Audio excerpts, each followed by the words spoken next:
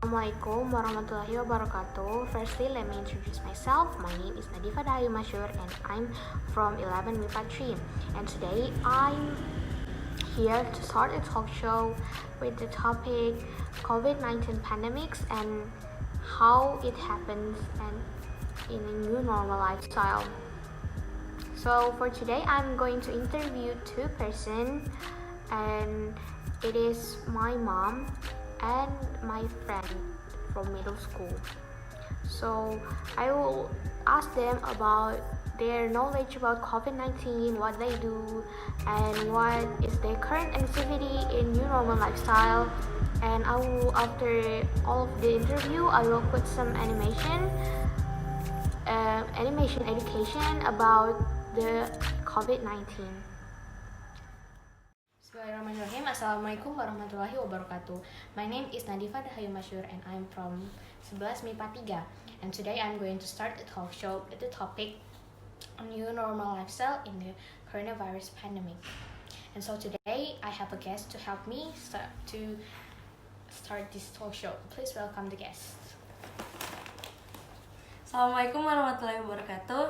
I'm Renata Aisyah Molina Junus. I'm a student from Nurul Fikri Boarding School Lembang. Okay, so her name is Aisyah and she is my middle school friend. And now we are going to start the talk show. Here is your coffee. Okay, so thank you. So this coffee I would like to offer it to our guest. Would you like a cup of coffee? Thank you. Okay, while she's drinking coffee, now I'm going to read an analytic exposition text about the coronavirus pandemic. The fact that the pandemic coronavirus infected more people and invited more victims. People should stay home to ban the pandemic disease for these reasons. The first, people should stay at home because if they have physical contacts, people will be easier infected each other. The second, people will have to stay at home so people who has been infected can take the virus to infect others. The last, staying at home make people cure themselves instead of infecting the others. From the reason above, staying at home is the best way to stop this pandemic disease causes more victims. Okay, so that is the text. Now I'm going to ask. So the guest is out a little bit. So after this, I am going to interview the guest about the coronavirus pandemic and the new normal lifestyle. Please stay tuned. So the first question is, what do you think about the coronavirus? Blank. Saya save nanti crop jo. So coronavirus is a type of virus that infected people all around the world, and this pandemic is really dangerous. Okay, we. And the second question is, what is your current activity at this pandemic?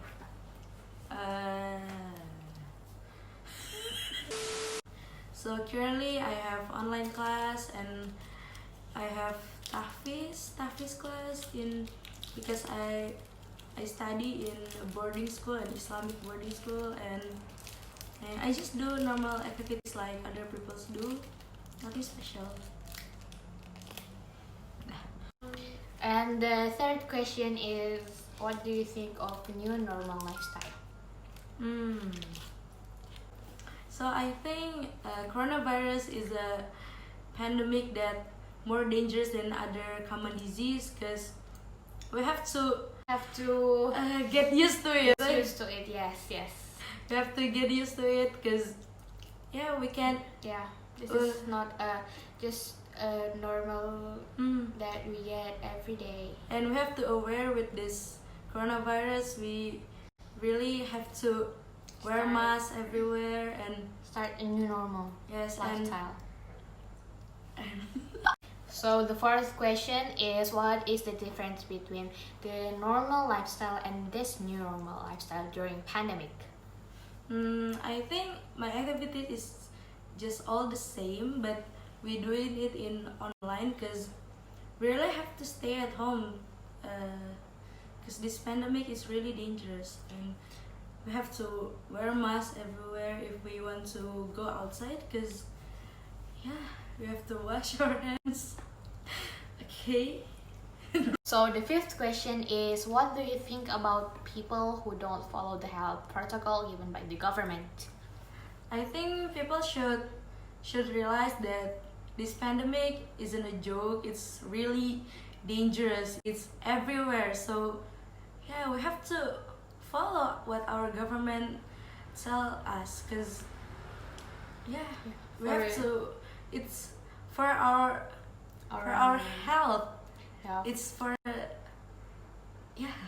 For people who doesn't believe this coronavirus is really a pandemic thing, a serious thing, they should jail. So the sixth question is, what is the benefit? Do you think what's the benefit of staying at home and follow the health protocol at this coronavirus pandemic? Okay, as a student of boarding school, I can spend my time with my family, because I don't really spend my time with family because I live in boarding. So yeah, I think it's a good benefit for me, because yeah, I miss my family and Yeah, and we can access the internet more. yes. Have to be honest. Absolutely with right, it. sir. So that is all for the talk show session, and we are moving on to the next session. Bye bye. Okay. Say bye to our guests. Bye bye. Thank you. Thank you, Aisyah from NFBS Lembang. Okay, so my mom will not be joining the interview, so I will just have one interview. After this, I'm so sorry. It's a miscommunication. My mom is quite busy, and after this, we will begin the animation about the COVID-19. In December 2019, the Chinese authorities notified the world that a virus was spreading through their communities. In the following months, it spread to other countries, with cases doubling within days. This virus is the severe acute respiratory syndrome-related coronavirus 2 that causes the disease called COVID-19 and that everyone simply calls coronavirus. What actually happens when it infects a human, and what should we all do?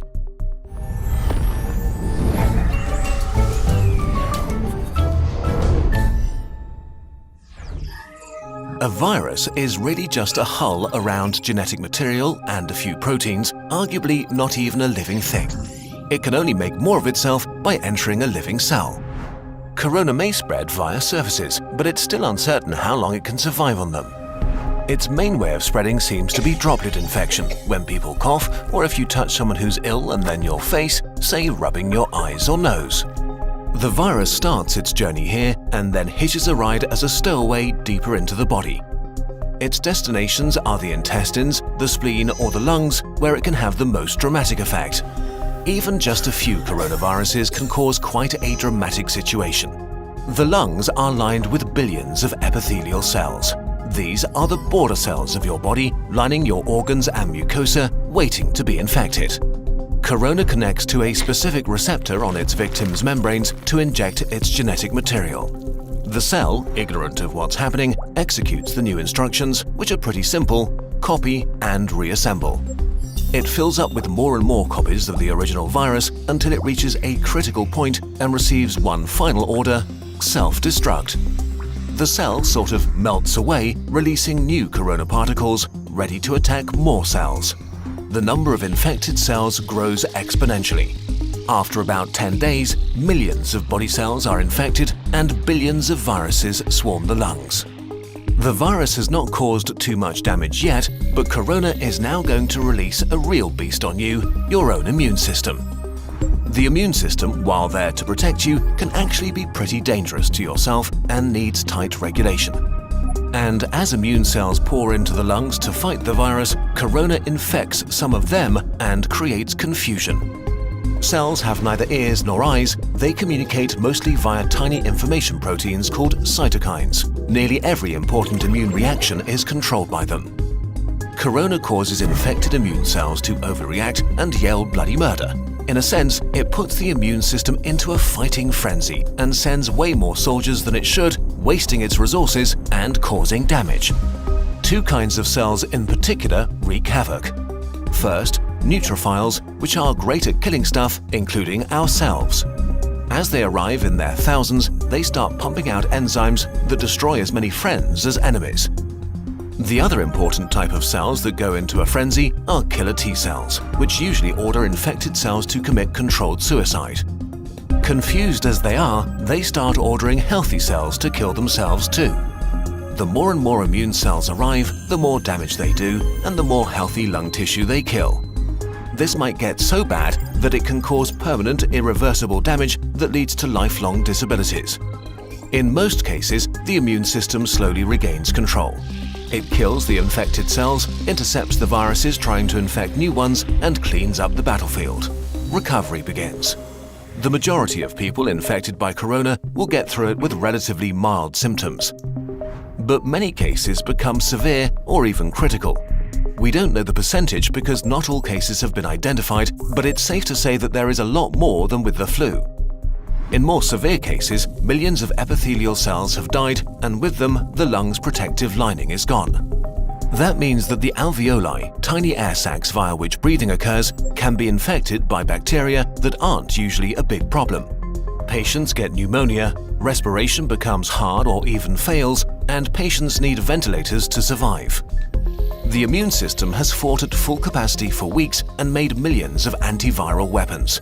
And as thousands of bacteria rapidly multiply, it is overwhelmed. They enter the blood and overrun the body. If this happens, death is very likely. The coronavirus is often compared to the flu, but actually, it's much more dangerous. While the exact death rate is hard to pin down during an ongoing pandemic, we know for sure that it's much more contagious and spreads faster than the flu. There are two futures for a pandemic like corona: fast and slow. Which future we will see depends on how we all react to it in the early days of the outbreak. A fast pandemic will be horrible and cost many lives. A slow pandemic will not be remembered by the history books.